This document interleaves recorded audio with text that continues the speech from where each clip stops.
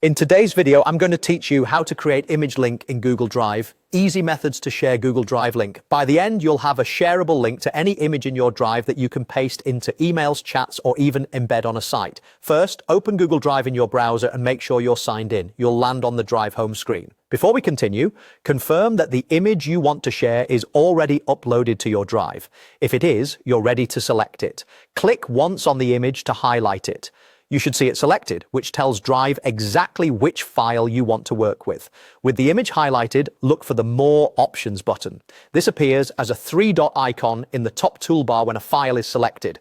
Click that to open the Actions menu. From the menu, choose Share. If a small panel opens first, you may see another Share button inside the pop-up. Go ahead and click Share again to open the full sharing window. This is where you control who can access your image. In the sharing window, find the section labeled General Access.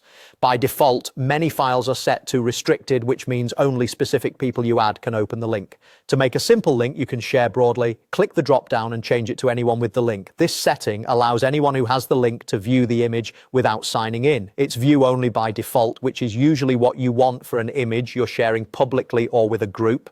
Remember, while it isn't searchable on the web, anyone you give the link to can open it, so use this setting only when that's intended.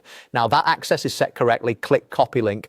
Drive will copy the shareable URL to your clipboard instantly. You can paste it wherever you need, an email, a document, a message, or a form. If you want to double check it works, paste the link into a new browser tab or an incognito window and make sure the image loads. When you're done, click Done to close the sharing window and save your settings. That's all there is to it. You've selected your image, opened the sharing controls, switched general access to anyone with the link, copied the link, and finished up. If someone tells you they can't open the image, revisit the sharing settings for that file and confirm that general access is set to anyone with the link. Otherwise, you're good to go. Thanks for watching and enjoy sharing your images with a simple Google Drive link.